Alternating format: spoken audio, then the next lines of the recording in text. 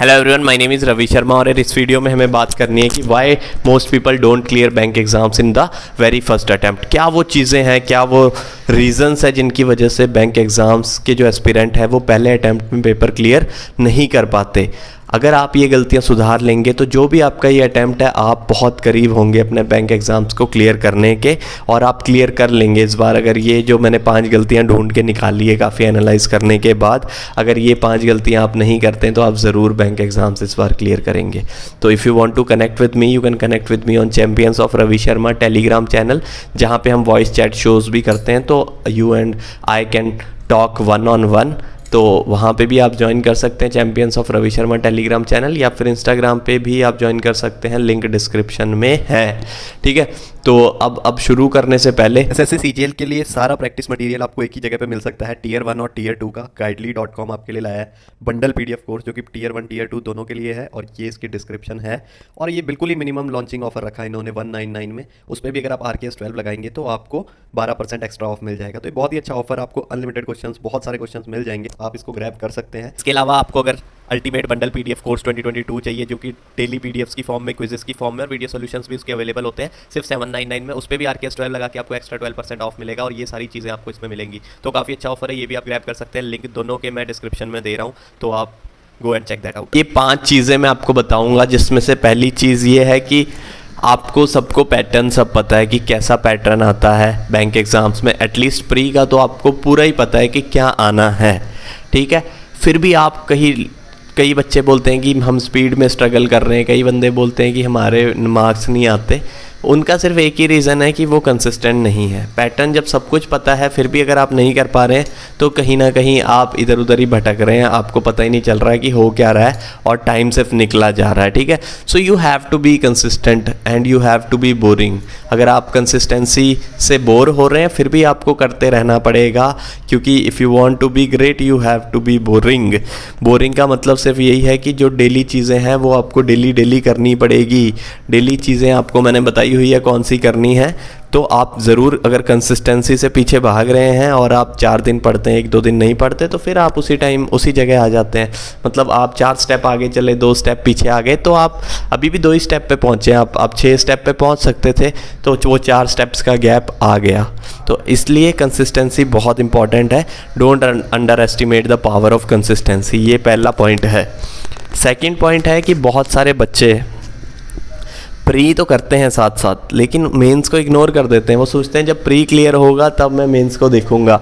तो ऐसे करोगे तो फिर मेंस को तो सिर्फ 15 दिन होते हैं, तो 15 दिन में आप कैसे मेंस के बादशाह बनोगे? अगर मेंस को आपको साथ लेके चलना पड़ेगा तभी आप कर पाओगे बैंक एग्ज़ाम्स क्लियर, क्योंकि जो कंपटीशन है वो काफ़ी फेयर्स है, और आपको मतलब कि जो चीज़ें चाहिए वो सारे बॉक्सेस टिक करने पड़ेंगे, तब जाके आप क्लियर करोगे। तो मेंस को साथ लेके चलने का सिर्फ यही मतलब है कि आप 1-1.5 घंटा कुछ हायर लेवल ऑफ क्वेश्चंस करो।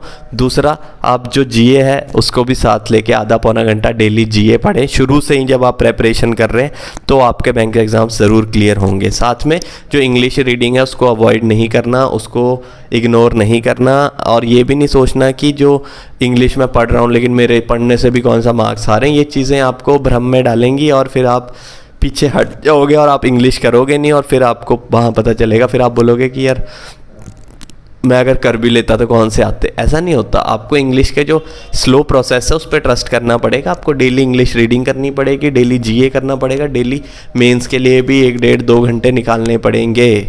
ठीक है, तो अकेले प्री से नहीं होना है, आपको प्री और मेंस को साथ लेके चलना है। ये सेकंड मिस्टेक है जो कि बहुत सारे बच्चे करते हैं। ठीक है, थर्ड मिस्टेक है कि बच्चे सोचते हैं कि जब मेरा सिलेबस कंप्लीट हो जाएगा तब मैं मॉक दूंगा।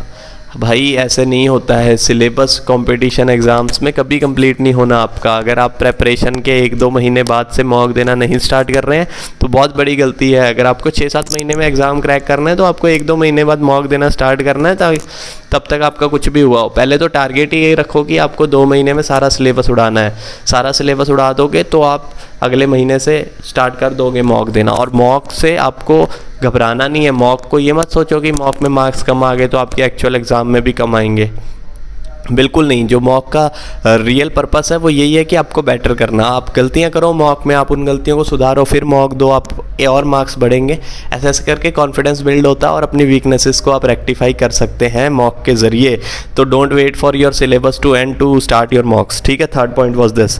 फोर्थ, कई बच्चे बोलते हैं कि डेली टारगेट्स को मैं सब्सटीट्यूट कर देता हूँ मॉक से। मैं मॉक दे रहा हूँ मतलब मेरे डेली टारगेट भी हो रहे। भाई नहीं, आपके डेली टारगेट नहीं हो रहे, ये बहुत बड़ी मिस्टेक है।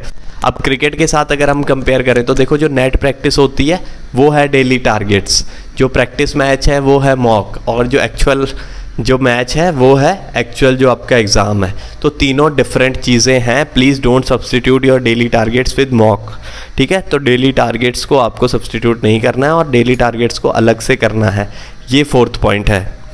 फिफ्थ पॉइंट तो देखो मेरी टी शर्ट पे लिखा है, क्या लिखा है ये, trust your ability.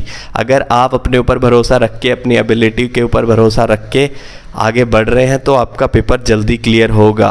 Please don't let the fear of competition conserve you. आपको उससे डरना नहीं है, फियर ऑफ कंपटीशन बिल्कुल नहीं रखना है। आपका कंपटीशन सिर्फ आपसे है। अगर आप डेली टारगेट स्टिक कर रहे हैं, आप अपने आप को ट्रैक कर रहे हैं, अपनी परफॉर्मेंस को, तो कितना भी कंपटीशन बढ़ जाए, 10 लाख की जगह 1 करोड़ लोग भी अगर बैंक एग्जाम्स में बैठ जाएं फिर भी आपका क्लियर होगा।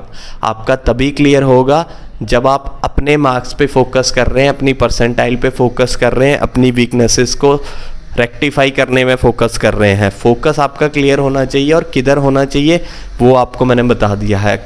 Just shift your focus from competition to yourself. Your only competition is you, and if you trust your ability तो आप पेपर क्लियर कर लेंगे, ठीक है। तो वो self believe, hashtag self believe आपको बना के रखना है, और उस बिलीव के साथ और अपनी एबिलिटी पे ट्रस्ट करने के साथ और कंसिस्टेंसी के साथ आप बैंक एग्ज़ाम ज़रूर क्लियर कर लेंगे। तो यही 5 मिस्टेक्स थी जिनके बारे में मैं बताना चाहता था, जो कि आप करते हैं और फिर उसके बाद आप पेपर पहली अटैम्प्ट में नहीं क्लियर करते। तो please rectify these mistakes, and I hope कि आपको ये वीडियो अच्छी लगी तो आप कुछ भी कर सकते हैं, बहुत सारे बटन है नीचे। तो that is it, all the best, thank you very much.